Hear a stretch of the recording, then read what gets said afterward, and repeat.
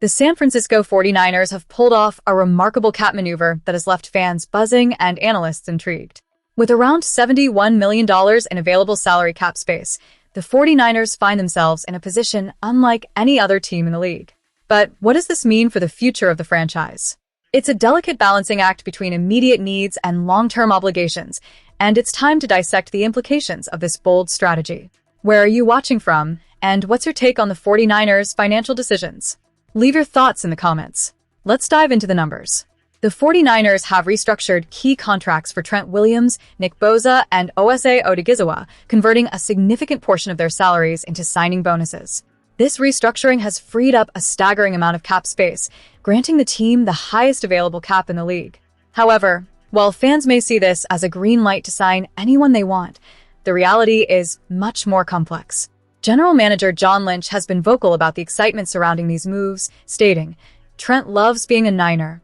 We love having Trent as a Niner, and it's up to us to figure that out and to thread that needle." But how much of this optimism is just smoke and mirrors? Williams' new 2-year, $50 million extension carries significant guarantees, which complicates the picture. The cap hit for 2026 has dropped dramatically, freeing up nearly $24 million in one fell swoop. But let's not overlook the consequences. The restructuring has pushed obligations far into the future, creating a $50 million roster bonus that becomes fully guaranteed in 2029 unless addressed sooner. This isn't just a simple cap maneuver. It's a ticking clock that the 49ers will have to manage carefully. The 49ers currently sit at an $8 million cushion over the next closest team, the Titans, and this leads to speculation about their intentions. Are they preparing to make a splash in the free agent market, perhaps targeting veterans like Joel Bitonio or Jadeveon Clowney? The team clearly has needs. Edge rusher, interior offensive line, and a reliable wide receiver must be addressed. The uncertainty surrounding George Kittle's Achilles injury only heightens the urgency. However, while the 49ers have the ability to make moves, there's a palpable sense that they might be playing the long game. Reports suggest that the team is more inclined to save a portion of this cap space for 2027 rather than spend recklessly now. With projected commitments already looming large, every dollar saved today could prove vital for next year's roster.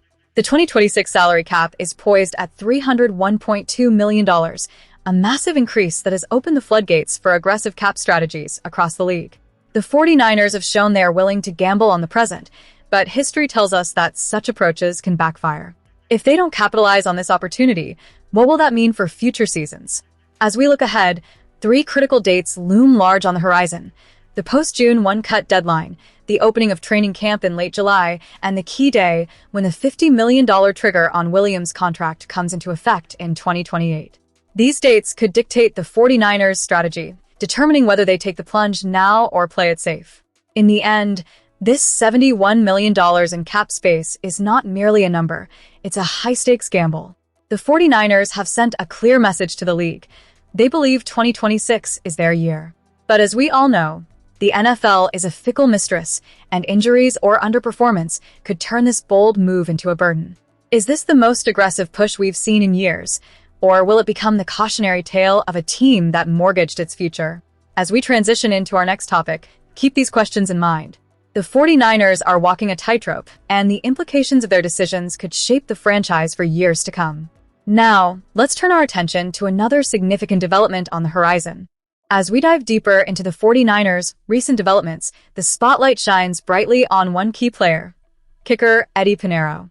The rumor mill has been buzzing about how pivotal his role was in the team's impressive performance during the 2025 season, and it's hard to argue against it. Fans, where are you watching from? Leave us your thoughts on Piñeiro's impact on the season. Reflecting on the kicking game, it's clear that the 49ers were facing a crisis before Piñeiro arrived. Jake Moody's inconsistency had left the team and its supporters on edge.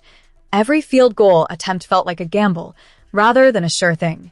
The decision to pursue Piñeiro, although delayed, was undeniably the right one.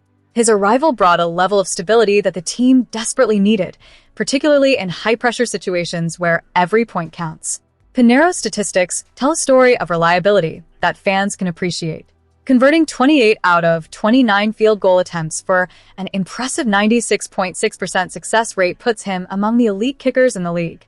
Moreover, He successfully made 34 of his 38 extra point attempts, accumulating a total of 118 points throughout the season. Not to mention, he showcased his power with a career-long 59-yard field goal and nearly nailed a 64-yarder against the Indianapolis Colts. These aren't just numbers, they represent crucial moments in games that can swing the momentum and morale of the entire team.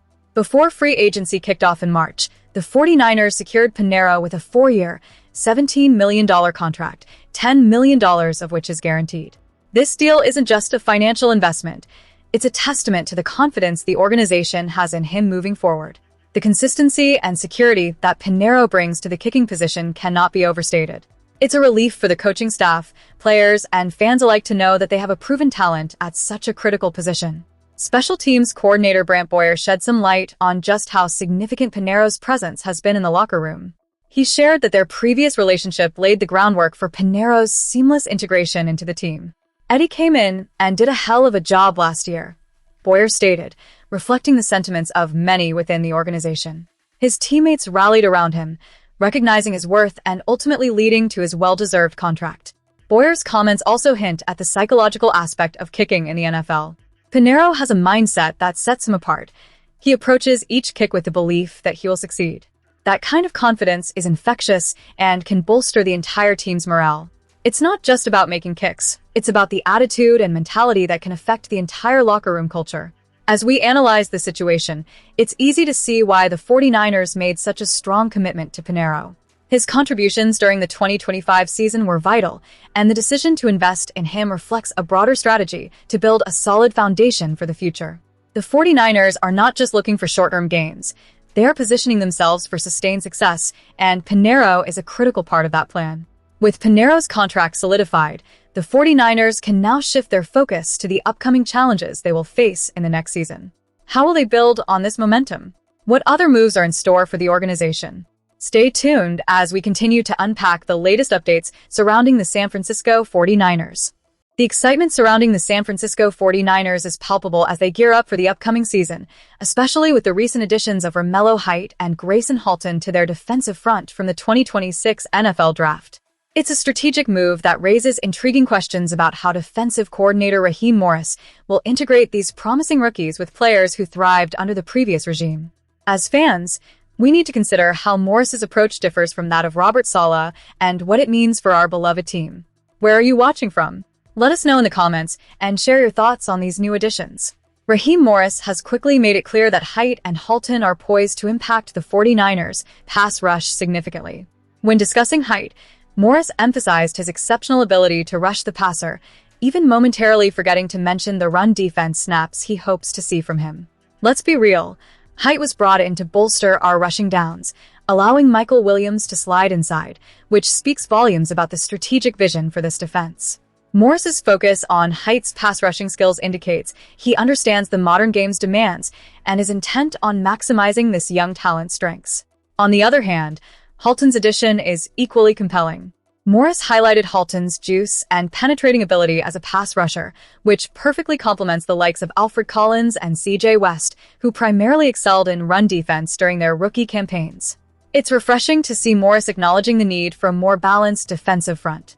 Halton's skills may just add the dynamic edge that the 49ers were missing, especially last season when the pass rush often seemed one-dimensional. The combination of Height and Halton alongside Osa Odigizua essentially gives the 49ers a trio of speedy pass rushers to contrast with the bulkier, slower Collins and West. This shift in personnel could redefine how we approach games. Imagine a pass-rushing lineup featuring Bosa, Odigizua, Halton, and Height. That's a nightmare for opposing quarterbacks. But let's not forget the importance of run defense. When it comes to those obvious running downs, we'll likely want Bosa, Collins, West, and Williams on the field. The versatility we're seeing develop in this squad could be a game changer. Yet this is where it gets tricky. The 49ers must masterfully mix and match these players to truly get the best out of their unique skill sets. If each player can be utilized in the areas where they shine, the potential for this defensive front to excel is enormous. Morris has a tall order ahead of him. Saleh's defense was more straightforward, built on speed and simplicity, while Morris may be looking to inject complexity and variation into the scheme. If he can successfully navigate these moving parts and create a cohesive unit, we might witness a defensive resurgence that surpasses what Saleh accomplished. However, it's essential to remember that with potential comes uncertainty. Morris's vision for a more complex defensive system might be risky. Will the players adapt quickly enough? Can Morris effectively communicate his plans to a group that's known for its discipline and speed? The answers to these questions will ultimately shape the success of the 49ers in the upcoming season. As we stand on the precipice of this new chapter, there's a palpable sense of anticipation among fans. Will the infusion of talent and a fresh perspective from Morris translate into on-field success? The blend of youth and experience, combined with strategic ingenuity, could be the recipe for a dominant defense that carries the 49ers deep into the playoffs. So, as we wrap up this segment, let's remember the excitement that these new additions bring. The 49ers are making bold moves, and as fans, we have every right to be optimistic. Share your thoughts. How do you feel about the 49ers' defensive setup heading into the season? What are your expectations for Height and Halton? Let's keep the conversation going. Don't forget to subscribe for more insights and updates on the San Francisco 49ers. Your voice matters, and we want to hear it.